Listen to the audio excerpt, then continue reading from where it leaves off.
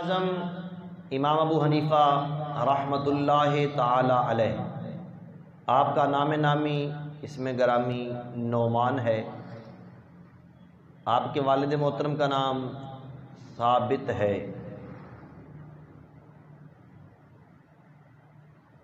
اور آپ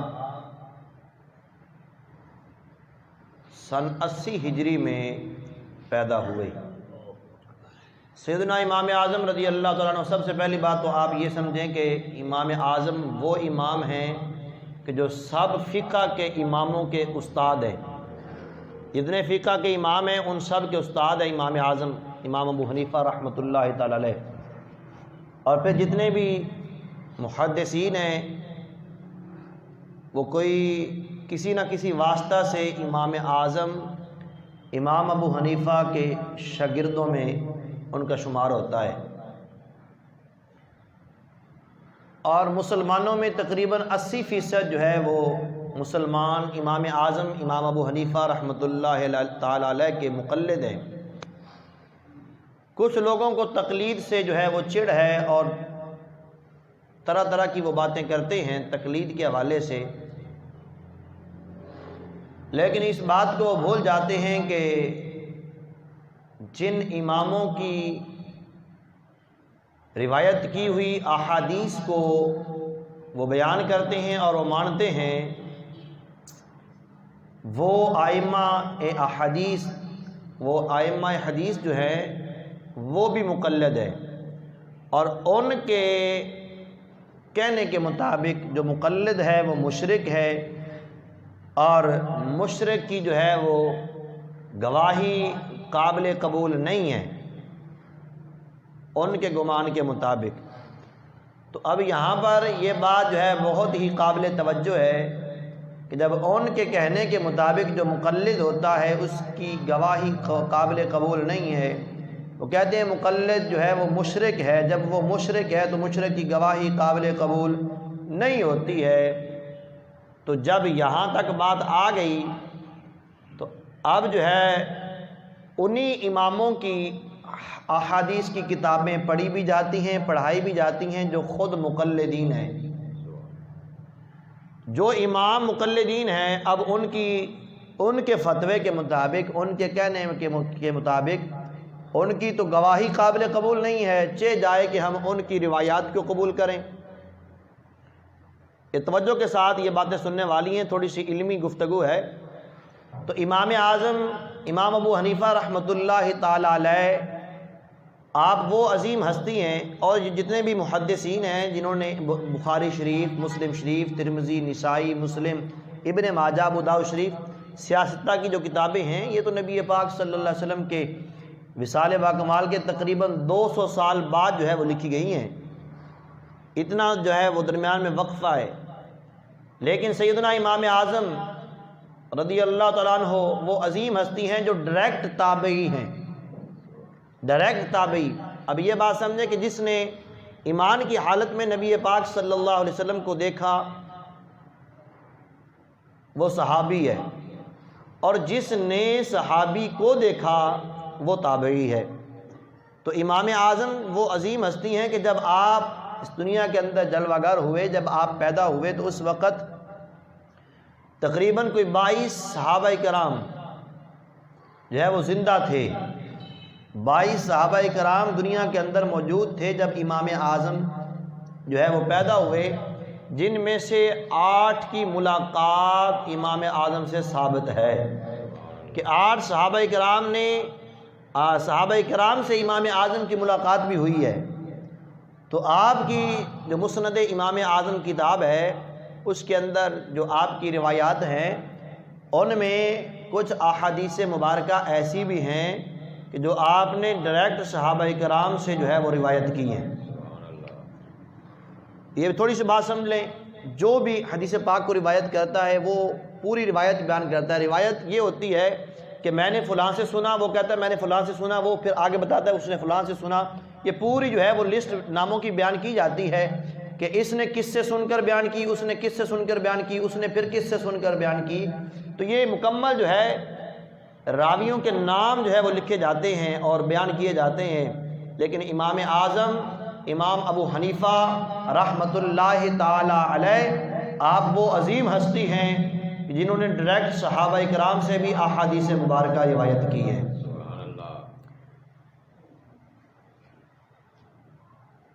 آپ جو ہے وہ والد محترم آپ کے تاجر تھے بہت بڑے، کپڑے کا کاروبار تھا آپ کے والد محترم کا۔ جب آپ کے والد محترم کا وصال ہوا، دنیا سے چلے گئے، تو اس کے بعد وہ کاروبار آپ نے سنبھال لیا۔ ابھی جو ہے وہ آپ علم میں مشغول نہیں ہوئے تھے، تو آپ نے وہ کاروبار سنبھالا، اور کاروبار جو ہے بڑا وسیع پیمانے پر، کارخانے بڑے بڑے جناب والا کپڑے کے آپ نے جو ہے وہ چلائے اور چل رہے تھے، بڑا کاروبار آپ کا چل رہا تھا، اور بڑے بڑے تاجروں کے ساتھ آپ کا لین دین کا معاملہ چلتا تھا۔ ایک دن آپ اپنے کارخانے سے نکلے اور راستے میں امام شعبی رضی اللہ تعالیٰ عنہ سے ملاقات ہوئی، اور یہ جو بزرگان دین ہوتے تھے نا، یہ جب کسی نوجوان کو دیکھتے تو اس کے اوپر جو ہے وہ اپنی جو ہے وہ نظر ڈالتے تھے کہ یہ بندہ کس صلاحیتوں کا مالک ہے۔ آپ نے جب دیکھا تو آپ کو یوں معلوم ہوا کہ یہ کوئی طالب علم جا رہا ہے، یہ کوئی دین کا طالب علم ہے۔ آپ نے فرمایا کدھر جا رہے ہو؟ نے کہا میں ایک تاجر سے ملنے جا رہا ہوں۔ نعمان بن ثابت ہے ابھی تک، ابھی امام اعظم نہیں ہے، ابھی نعمان بن ثابت ہے۔ کہا میں تاجر سے ملنے جا رہا ہوں۔ فرمایا میرا مطلب تو یہ تھا کہ تم کس کے پاس پڑھتے ہو اور کہاں پڑھنے جا رہے ہو؟ آپ نے فرمایا، عرض کی کہ میں تو کسی کے پاس نہیں پڑھتا، میں تو علم حاصل نہیں کرتا، میں تو ایک تاجر ہوں۔ تو آپ نے فرمایا اگر اللہ نے تیرے اندر صلاحیتیں بہت رکھی ہے، اگر تم علم دین پڑھ لو تو اللہ تعالیٰ تمہیں جو ہے وہ اور 4 چاند لگا دے گا۔ بس امام شعبی کی یہ بات کرنا تھی کہ آپ کے دل کو چوٹ لگی، اور آپ کے دل کے اندر ایسا اثر ہوا کہ آپ نے جو ہے اس دن سے تہیہ کر لیا کہ آج کے بعد میں علم دین ضرور حاصل کروں گا۔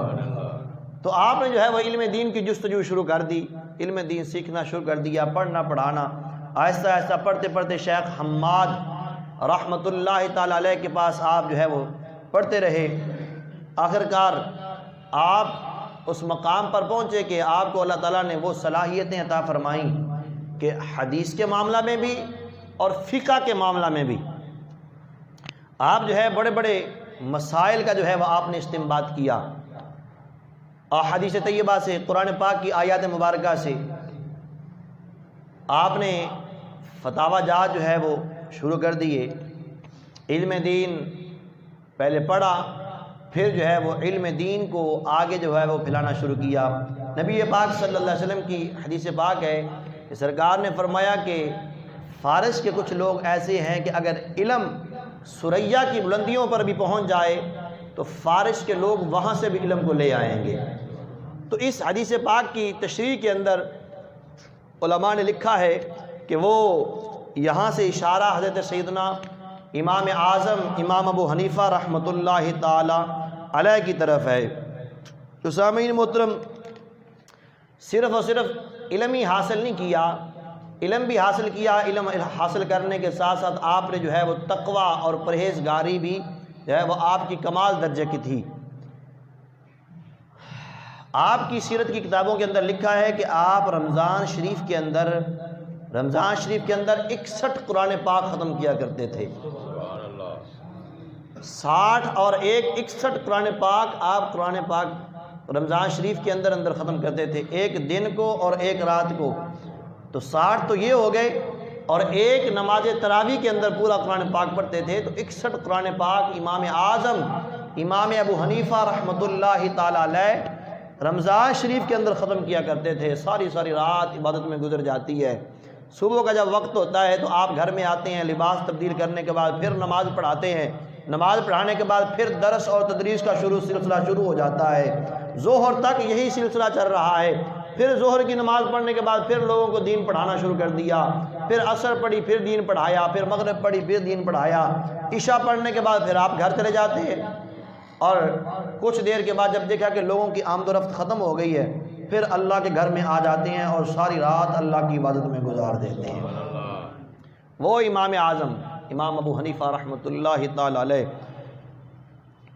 جنہوں نے جو ہے وہ تقوی بھی اختیار کیا، اور تقوی بھی ایسا کہ کمال درجے کا آپ نے تقویٰ جو ہے، آپ کا کپڑے کا چونکہ کاروبار تھا، تو ایک مرتبہ آپ نے اپنے جو تجارتی بھائی تھے ان کے پاس کپڑے کے تھان بھیجے اور انہیں فرمایا کہ جو کپڑے کے تھان ہیں ان کے اندر تھوڑا سا عیب ہے، ان کے اندر تھوڑا سا عیب ہے۔ اور امام اعظم پھر ہم جیسے تاجر نہیں تھے کہ جو عیب والی چیز ہوتی ہے وہ نیچے چھپا کر اور جو ستھری چیز ہے اس کو اوپر لگا کر جو ہے وہ گاہک کو دھوکہ دے کر بیچنا نہیں۔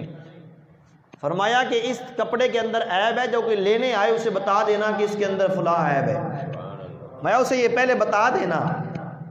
تاجر تھے، انہوں نے کپڑا بیچ دیا۔ جب بیچنے کے بعد آپ کو رپورٹ ملی، آپ نے فرمایا تم نے گاہکوں کو بتایا تھا کہ اس کے اندر عیب؟ انہوں نے کہا جی ہمیں بھول گیا۔ آپ نے فرمایا آپ کو بھول گیا؟ کون ہے وہ جو لے کر گئے ہیں کپڑے، جو کپڑے کے تھان لے گئے ہیں وہ کون ہیں؟ انہوں نے کہا جی ہمیں یہ بھی معلوم نہیں وہ گاہک کون تھے۔ آپ نے فرمایا کتنے میں وہ قیمت ان کی کتنی ہے؟ ان کی جتنی قیمت بنی ساری کی ساری قیمت آپ نے صدقہ فرما دی۔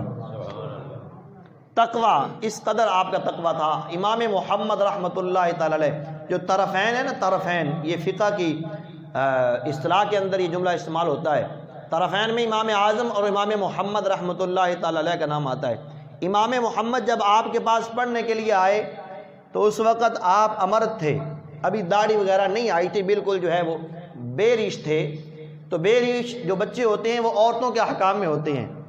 تو آپ نے فرمایا میں تمہیں پڑھاؤں گا تو صحیح، لیکن شرط میری یہ ہے کہ تم نے میرے سامنے نہیں بیٹھنا، سامنے درمیان میں جو پلر ہے، ستون ہے، اس کی اوٹ میں بیٹھ کر تم نے میرے پاس پڑھا کرنا ہے۔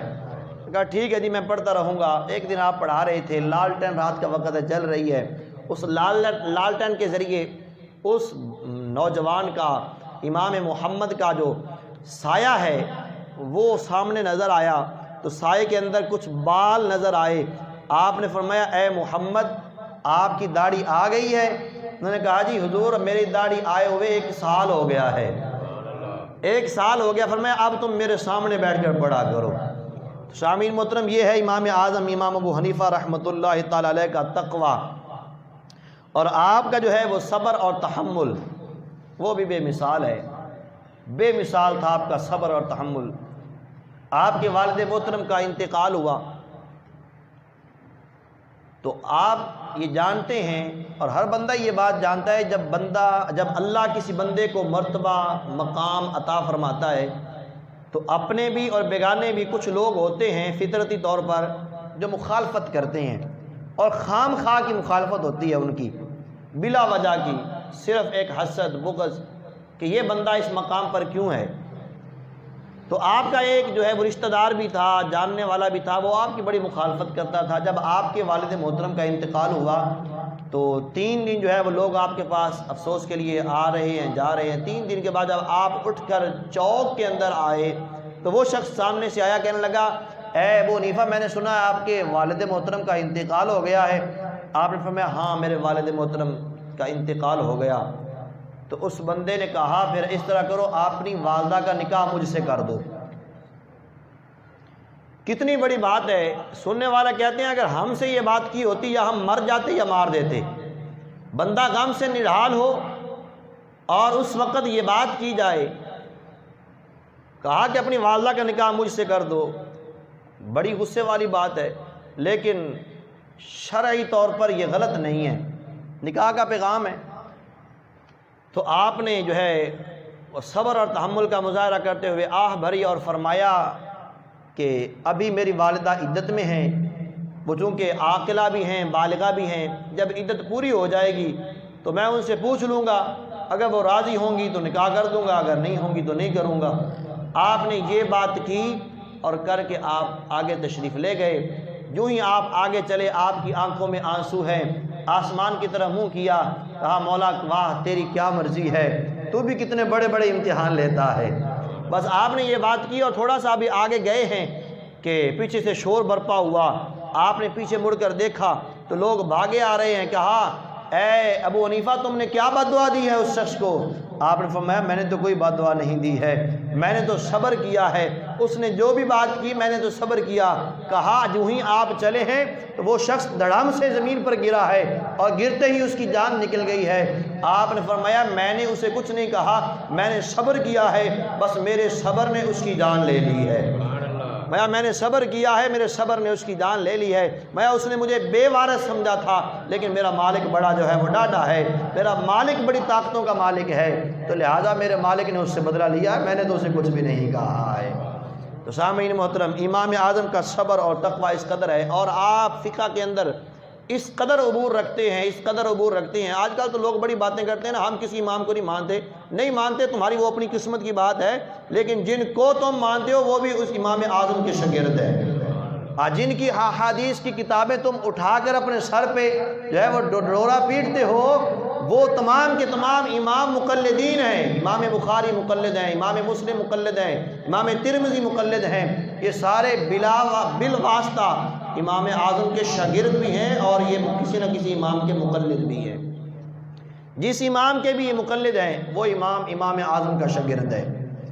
تو سامعین محترم، آپ کو فقہ کے اندر اتنا عبور حاصل ہوا کہ کوئی بھی مسئلہ آپ کے پاس آتا، آپ جو ہے بڑے صبر اور تحمل کے ساتھ اس کا جواب بھی دیتے، اور ایسا جواب دیتے کہ جواب ہر عالم دین بھی تسلیم کرتا، شیخ طریقت بھی تسلیم کرتا۔ جس مسئلے کا حل کسی کے پاس نہ ہوتا، اس مسئلے کا حل امام اعظم کے پاس ہوا کرتا تھا۔ سامعین محترم، اللہ اکبر، ایک مسئلہ اس علاقے کے اندر یہ پیش آیا کہ میاں بیوی کے درمیان جھگڑا ہوا، آپس کے اندر تلخ کلامی ہوئی، تو جو مرد تھا اس نے کہا کہ میں اللہ کی قسم اٹھاتا ہوں کہ جب تک تو مجھ سے بات نہیں کرے گی تب تک میں بھی تجھ سے بات نہیں کروں گا۔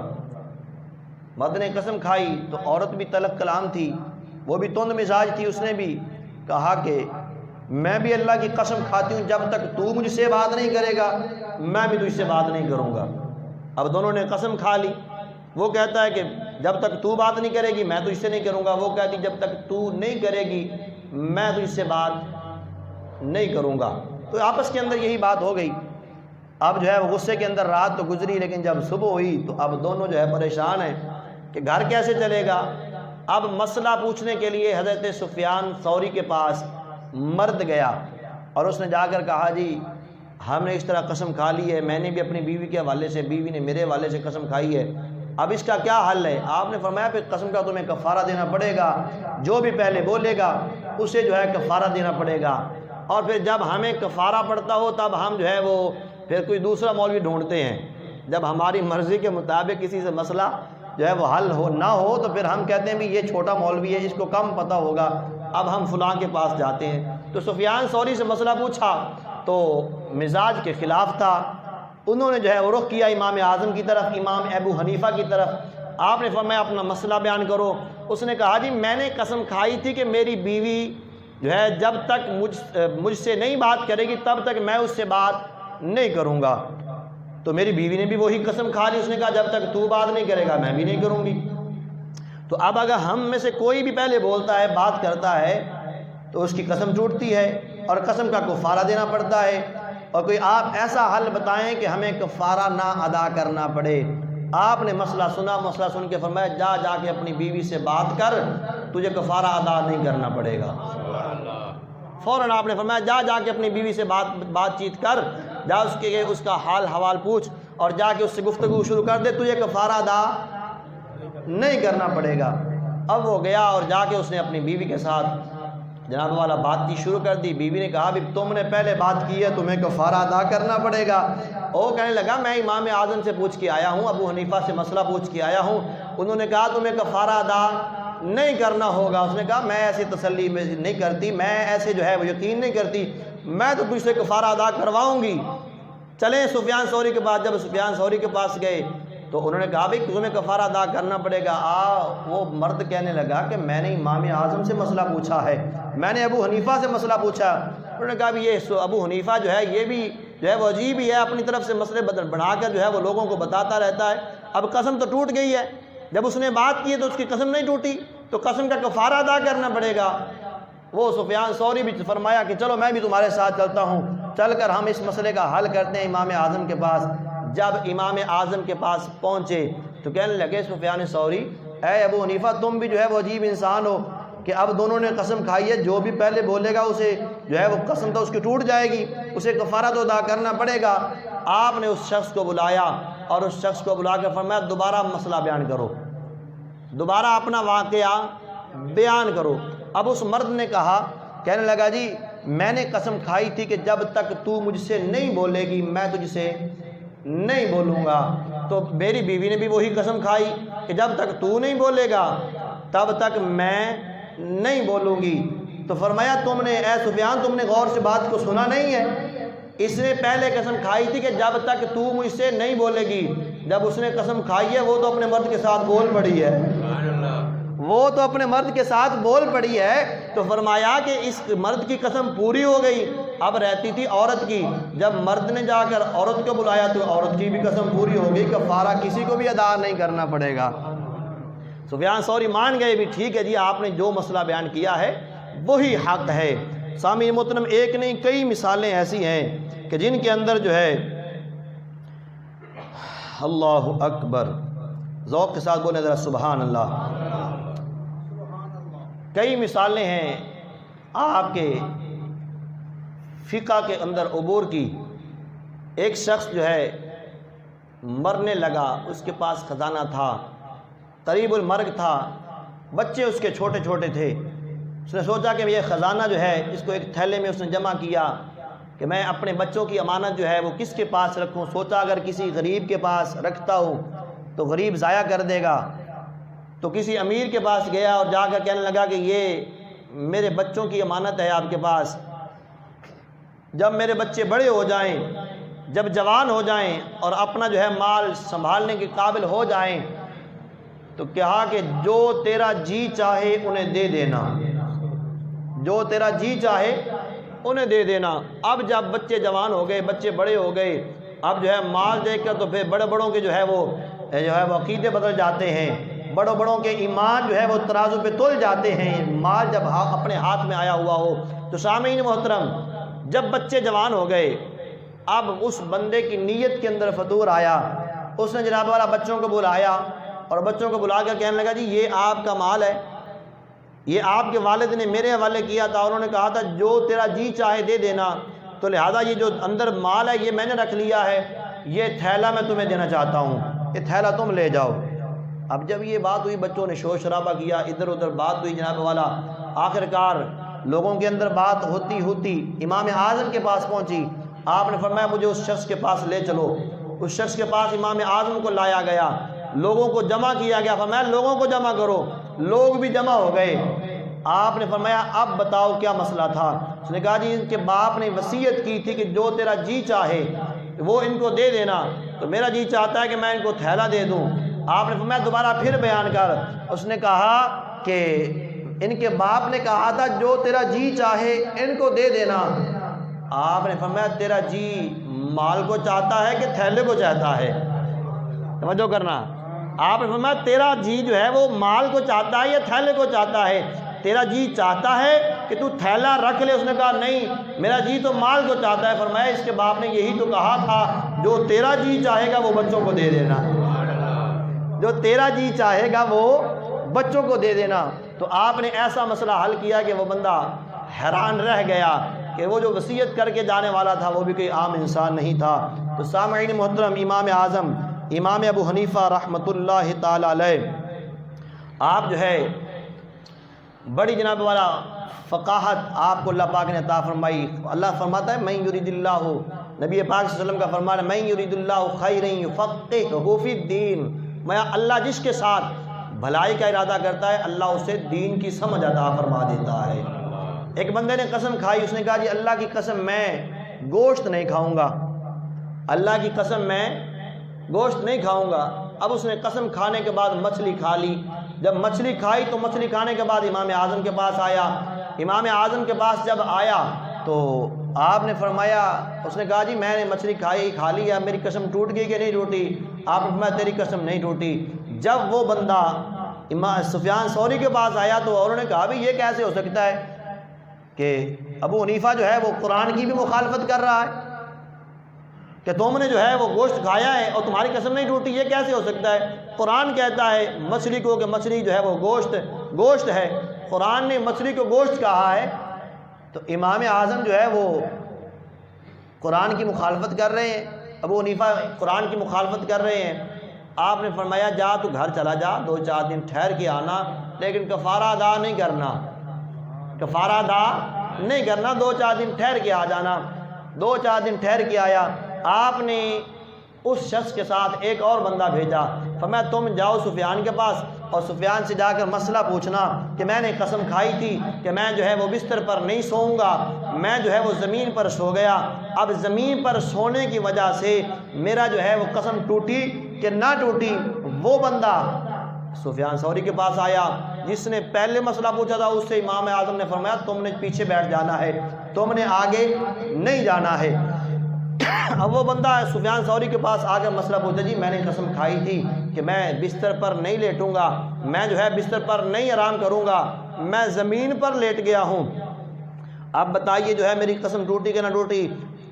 سفیان ثوری نے کہا جی آپ کی قسم نہیں ٹوٹی، آپ اس لیے کہ زمین پر آپ لیٹے ہیں اور آپ نے قسم کھائی تھی بستر پر سونے کی۔ اس بندے نے فوراً قرآن کی آیت پڑھی، انہوں نے کہا جی قرآن جو ہے وہ کہتا ہے کہ اللہ نے زمین کو جو ہے وہ بچھونا بنایا ہے، اللہ نے زمین کو بستر بنایا ہے، تو آپ قرآن کی مخالفت کر رہے ہیں۔ توجہ ہے کہ نہیں؟ آپ قرآن کی مخالفت کر رہے ہیں۔ یہ پہلے پارے میں ہے نا، اللہ فرماتا ہے کہ ہم نے زمین کو بچھونا بنایا ہے، تو جب اللہ نے زمین کو بچھونا بچھایا تو یہ بچھونا بنایا ہے، تو بچھونے پر بندہ جو ہے وہ جو سو گیا تو اس کی قسم ٹوٹ گئی۔ آپ قرآن کی مخالفت کر رہے ہیں۔ فوراً جو ہے سفیان ثوری کو سمجھ آئی، اس نے کہا تو خود نہیں آیا، تجھے امام اعظم نے بھیجا ہے، تو خود نہیں آیا، تجھے امام اعظم نے بھیجا ہے۔ تو فرمایا کہ معروف کے اندر، عرف کے اندر جس کو گوشت کہا جاتا ہے اسی کو ہی گوشت کہا جاتا ہے۔ اب کوئی بندہ آپ کو کہے جی گوشت لے کر آئیں اور آپ مچھلی لے آئیں، ہاں جی، تو وہ بندہ کیا کہے گا؟ میں نے تو آپ کو گوشت لینے کے لیے بھیجا تھا، مچھلی لینے کے لیے نہیں بھیجا تھا۔ اگرچہ قرآن نے جو ہے اس کو گوشت کہا ہے، لیکن عرف میں گوشت جو ہے وہ مچھلی کا گوشت جو ہے وہ شمار نہیں ہوتا ہے، عرف میں جو ہے وہ جانوروں کا گوشت جو ہے وہ شمار ہوتا ہے۔ تو اس طرح آپ کی فقاہت کی اور بھی کئی مثالیں ہیں، کئی کرامات بھی ہیں، اور آپ کے تقوی، زہد اور جناب والا صبر و تحمل کے بھی کئی واقعات ہیں۔ ٹائم چونکہ پورا ہو گیا، اگر وقت ہوتا تو میں اور بھی روایات آپ کو سناتا۔ دعا ہے خالق کائنات کی بارگاہ میں اللہ تعالیٰ امام اعظم امام ابو حنیفہ رحمۃ اللہ تعالیٰ علیہ آپ کے ساتھ پکی اور سچی محبت اور دیگر اولیاء کرام کے ساتھ پکی اور سچی محبت نصیب فرمائے، آمین۔ وما علیہ الا البلاغ المبین۔ جن حضرات نے سنتیں ادا کرنی ہیں سنتیں ادا فرما لیں۔